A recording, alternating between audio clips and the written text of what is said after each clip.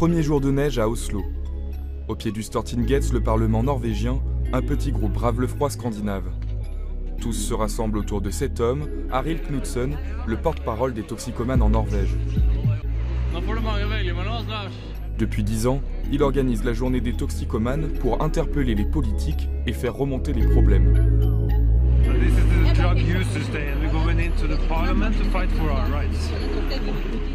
À l'intérieur, un député de la majorité écoute les témoignages. Cet homme est venu parler de son ami, actuellement en cure de désintox.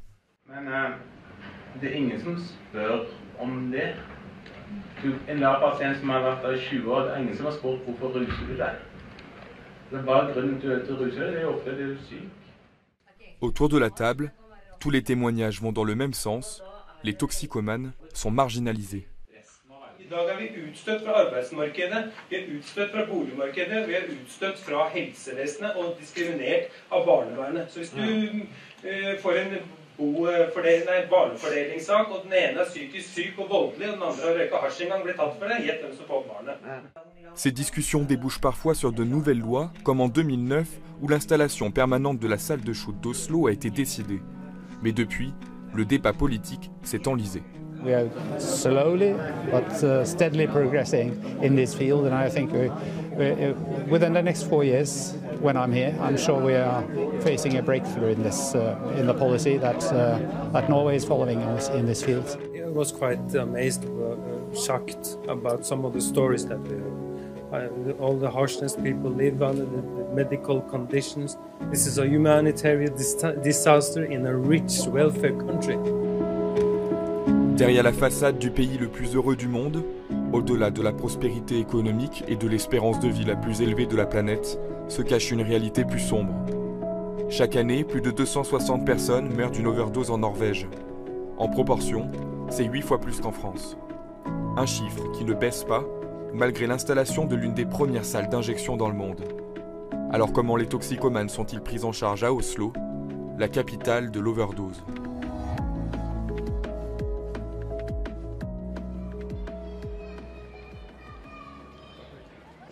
Au bout de la rue principale de Groenland, le quartier populaire d'Oslo, ce bâtiment intrigue. C'est derrière ces murs jaunes que la ville a installé sa salle d'injection. Pour la première fois, une caméra a été autorisée à filmer cet espace où les toxicomanes peuvent s'injecter de l'héroïne légalement, avec du matériel stérilisé et encadré par un staff médical. The users come, they show the drugs that it's real heroin that they have. And they will get, they state the number, the user number. Then they will go in here, where we find their registration card. We register what the amount of drugs they're going to use, when they used last, and if they've taken any other drugs or medicines. And after they've been registered here, they will go into the injection site. Après une dizaine d'années d'expérience dans la salle, cette infirmière connaît le protocole par cœur. Where they will get everything they need to clean equipment to make an injection, and with the needles that they will need or ask for. If everything goes well, there's not an overdose. In that case, we will help them with ventilating them and call for the ambulance to come and administer the antidote. In case that everything goes well, they will then go out to the observation room, where they can stay for as long as they want. And after they leave here, come on, they will then go directly out into the street again.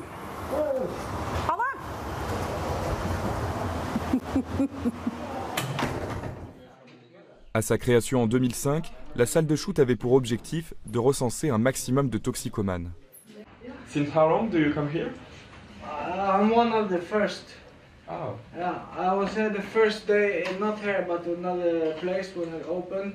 I was in the first day, so I am user number 16. Now it's number 3060. Depuis 12 ans, Simon vient ici 1 à 2 fois par jour. Avant la drogue, il était chef dans une cuisine. Aujourd'hui, il deal dans la rue. Simon vient juste de se piquer. L'héroïne est une drogue dérivée de l'opium. Une fois injectée, les effets anesthésiques sont immédiats. Heroin. Heroin is my girl, is my best friend, is my best feeling I ever had. It's like an orgasm that doesn't stop. Mais les effets secondaires sont terribles. La sensation de manque décuple les angoisses, l'insomnie et la paranoïa, sans parler des conséquences dévastatrices sur le corps. Physically it's even worse because you start to have diarrhea and somebody throwing up so you can sit on a toilet and shit yourself and anything you can imagine that's uncomfortable. Chaque jour, la salle enregistre une centaine d'injections. La plupart des toxicomanes avaient appris à se piquer dans la rue, dans des conditions déplorables. Un comportement à risque qu'il a fallu éradiquer.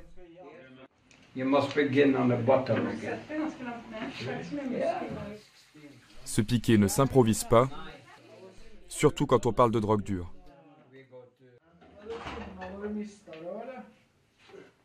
Les infirmières sont là pour superviser l'injection et donner quelques conseils. Évidemment, elles encouragent les toxicomanes à réduire les doses, mais la salle d'injection n'est pas une cure de désintox. Le but est de réduire les risques au maximum et d'engager une discussion pour rompre l'isolement. Of course, we know and they know that the difference between us are there, but we try to meet them more as peers than as like I'm professional. You are a user. I think they deserve to be seen as humans, not just a drug user. En dehors de la salle de shoot, tout un tas d'associations gravitent autour du monde de la drogue. Elles prennent le relais dans la rue où les toxicomanes continuent de se piquer. La plus importante est la FHN, l'Union pour une politique humaine sur les drogues, dirigée par Arild Knudsen. Tous les jours, il distribue aux toxicomanes de la vitamine C en poudre, un produit qui permet d'éviter l'acide citrique qu'ils utilisent pour dissoudre l'héroïne. It's a lot of pain injecting citric acid. Your teeth fall out, your veins go back. You can see my veins are quite destroyed here. And it's not that dangerous. It doesn't make that much harm. Most of the heroin users inject the smoking heroin. So you have to solve it in water, and then you need some acid and water and boil it. Arild sait de quoi il parle. Ancien addict, il s'est consacré à la prévention des risques et lutte pour une politique de la drogue moins répressive. Mais en ce moment, il limite les contacts avec la drogue. Après avoir été clean pendant 17 ans, un drame l'a fait replonger. One of my sons died of cancer the year before, and my problems got bigger and bigger and bigger, and then I started to inject amphetamine again in 2012. Yeah. And I've been a problematic drug user since, in and out of rehab the last 3 years, and I am into rehab now, so I have this permission to go out for 1 week because I have so much work to do.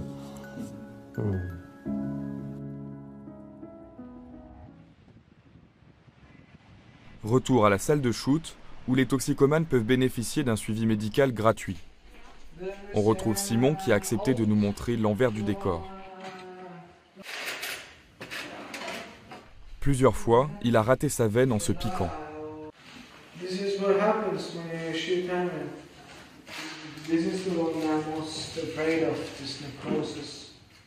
Au contact de l'acide citrique, la peau de Simon a pourri. Une nécrose qu'il faut soigner de toute urgence. This is normal. Every user have those, but often you can see really issues from Simon. You can see the big ones, and there's a lot of pus coming out.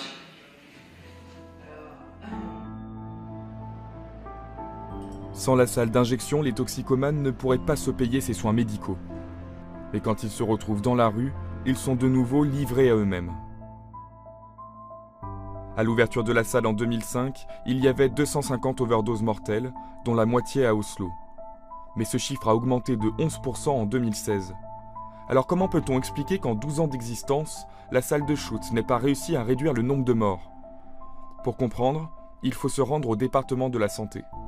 We've also seen quite a steady number in overdose deaths, but that doesn't mean that the injection room doesn't work. I think there are many things affecting overdose deaths. It can be a strong heroin, it can be, and we also know that quite a few people inject alone outside the injection room or just in their flat. So it doesn't capture all injections. Hors des murs de la salle, la police est régulièrement confrontée à des scènes d'overdose en pleine rue et doit savoir réagir. I've been on many overdoses of all of the people who have died in my hands, and to those who are just sick and need a little attention. But so there's a very big scale. An overdose is not an overdose. But of course, when you come to a site and someone dies between your hands, it's not a pleasant thing. La salle d'injection a été implantée en plein centre-ville pour inciter un maximum de toxicomanes à l'utiliser. Mais 100 mètres plus bas, cet arrêt de tram est devenu la principale zone de deal d'Oslo. Avoir de la drogue sur soi est illégal, alors la directrice de la salle de shoot a mis en place un partenariat avec les policiers en charge du périmètre pour qu'ils n'arrêtent pas les toxicomanes. Our existence is dependent on the police is accepting us. They accept that we are there. They think it's fine that we are here, and they would like them to inject inside our place instead of on the street. Mais les associations jugent que la police est trop répressive, un facteur de stress pour les toxicomanes qui renforcerait une certaine culture de l'injection. They are very criminalized in Norway. So they have to get it fast into the body and a maximum effect. The more you criminalize, the less you can help and the less you can have harm reduction measures, because that's controversial in a criminalization thinking. I think many people stay away from drugs because it's illegal, but then I am also very for helping people who has an addiction problem. I don't think punishment is the way. They don't get free of drugs because they get a punishment. Depuis notre tournage, le Parlement a voté la décriminalisation de toutes les drogues. Aidé au lieu de condamner, la Norvège a choisi une concession pour freiner la culture de l'injection au profit de pratiques moins dangereuses. If you ask people how old they were the first time they injected heroin, that age has gone up. And if you ask people how they used heroin the first time they used it, more people now report smoking. Back in the days, in the 70s, for example, more people reported it like going straight to the needle. So there are signs that there's been like a slow but steady change in the culture as well. Fumer au lieu d'injecter, c'est l'une des solutions mises en avant par Arild pour stopper l'hécatombe. Sugar kind of acts like heroin on the smoking foil. So instead of injecting, you just put the heroin on the foil like this, and you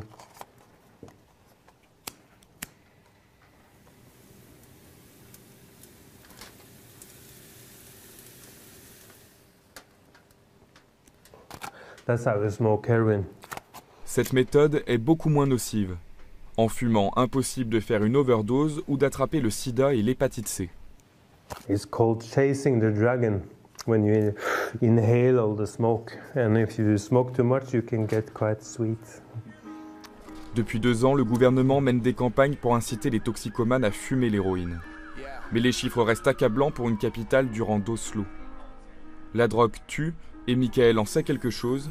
Ce soir, dans le quartier branché d'Oslo, il interprète une chanson particulière, dédiée à son meilleur ami, mort d'une overdose. Ancien toxicomane, Mikael a eu le déclic après cette tragédie. Depuis, il consacre tout son temps au rap. The whole album in total is a representation of my thoughts throughout my rehabilitation process from the start to the end. Depuis 2 ans, il est complètement clean. Son addiction aux drogues dures, il l'a transformée en musique. If you're going to be able to quit drugs, and I think that you have to find something that you're burning to do this. But this is my life cause. Pour Mikael, le parcours de désintoxication a fonctionné, mais la Norvège a encore beaucoup de progrès à faire sur sa politique de la drogue. La salle de shoot d'Oslo est encore l'une des plus restrictives au monde. À ce jour, seule l'injection d'héroïne y est autorisée, contrairement à la salle de Paris qui accepte d'autres drogues et permet aux toxicomanes de fumer. Anne, Arild et Tori continuent à se battre pour plus de moyens, plus de prévention et pour que la loi évolue. Des mesures inévitables pour réduire le nombre d'overdoses mortelles, le fléau de la Norvège.